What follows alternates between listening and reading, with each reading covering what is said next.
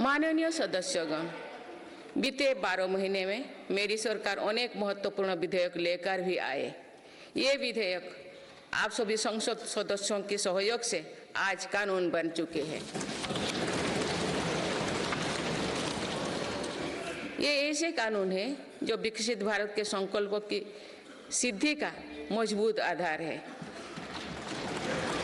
तीन दशक बाद नारी शक्ति बंधन अधिनियम पारित करने के लिए मैं आपकी सराहना करती हूँ।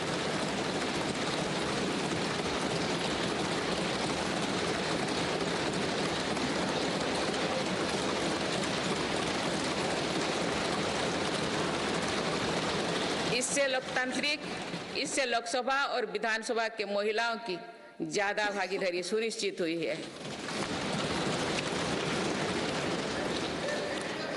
ये वुमेनली डेवलपमेंट के मेरी सरकार के संकल्प को मजबूत करता है।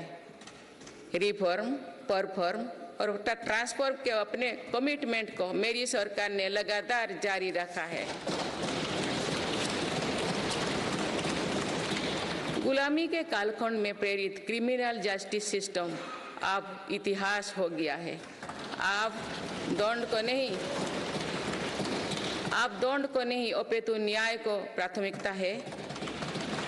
न्याय सर्वोपरि के सिद्धांतों पर नई न्याय संहिता देश को मिली है। डिजिटल पर्सनल डेटा प्रोटेक्शन अधिनियम से डिजिटल स्पेस और सुरक्षित होने वाला है। अनुसंधान नेशनल रिसर्च फाउंडेशन अधिनियम से देश में रिसर्च और इनोवेशन को बल मिलेगा। जम्मू और कश्मीर आरक्षण कानून से वहां भी जनजातीय समुदाय को प्रतिनिधित्व का अधिकार मिलेगा। इस दौरान सेंट्रल यूनिवर्सिटी कानून में भी संशोधन किया गया। इससे तेलंगाना में सरोक का सेंट्रल ट्राइबल यूनिवर्सिटी बनने का रास्ता सुगम हुआ।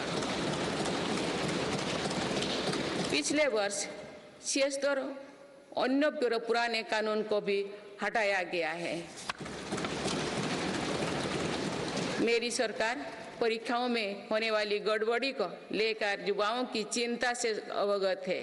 इसीलिए ऐसे गलत तरीके को सख्ती के लिए नया कानून बनाने का निर्णय लिया है।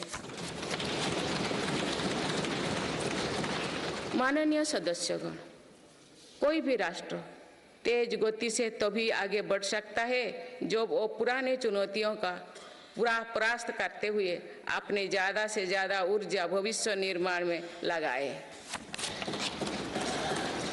पिछले 10 वर्षों में भारत ने राष्ट्रहित में ऐसे अनेक कार्यों को पूरा होते हुए देखा है जिनका इंतजार देश के लोगों को दशकों से था। राम मंदिर के निर्माण की आकांक्षा सदियों से थी, आज ये सोच हो चुका है।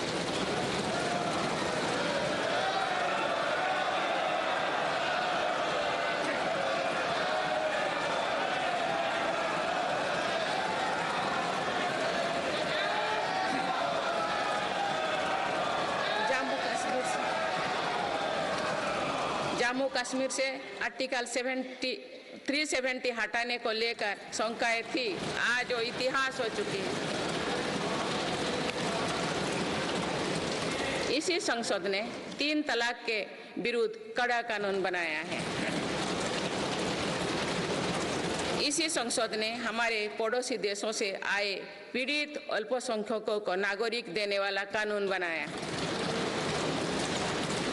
मेरी सरकार ने वन रैंक वन पेंशन की भी लागू किया, जिसका इंतजार 4 दशकों से था। ओआरओपी लागू होने के बाद अब तक तो पूर्व सैनिकों को लगभग 1 लाख करोड़ रुपए मिल चुकी है। भारतीय सेना में पहली बार चीफ ऑफ डिफेंस स्टाफ की नियुक्ति भी हुई है। माननीय सदस्यगण, उत्कलमणि पंडित गोपबंधु दास की अमर पंक्तियां असीम राष्ट्र प्रेम की भावना का सदा संचार करती है। उन्होंने कहा था, मिशु मोर देह ए देश माटी रे, देशवासी चली जान तू पिठी रे, देशर स्वराज्य पथे जेते गाड़, उरु तोही गड़ी मोर मांस हाड़। अर्थात मेरा शरीर इस देह की माटी के साथ मिल जाए, देशवासी मेरी पीठ पर से चलते चल जाए, देश के स्वराज पथ में जितनी भी खाइयां हैं वे मेरी हाड़ मांग से फट जाए।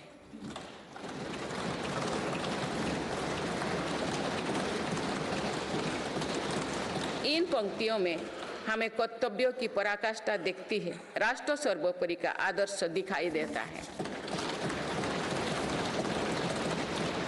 ये उपलब्धियां जो आज देख रही है वो बीते 10 वर्षों की साधना का विस्तार है।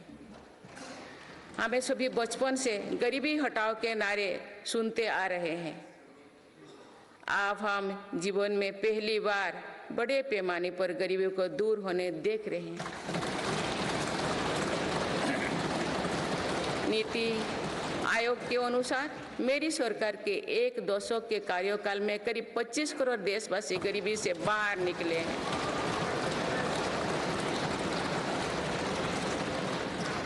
ये है प्रत्येक गरीब में नया विश्वास जगाने वाली बात है।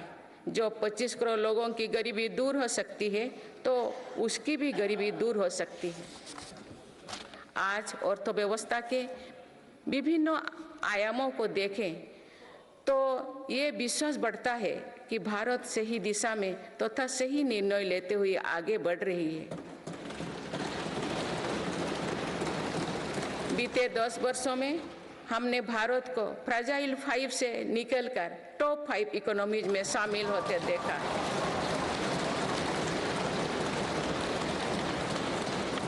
भारत का निर्यात करीब $450 बिलियन से बढ़कर $775 बिलियन से अधिक हो गया है। पहले की तुलना में FDI द्विगुना हुआ है। खादी और ग्रामोद्योग के उत्पादों की बिक्री में 4 गुना से अधिक की वृद्धि हुई है।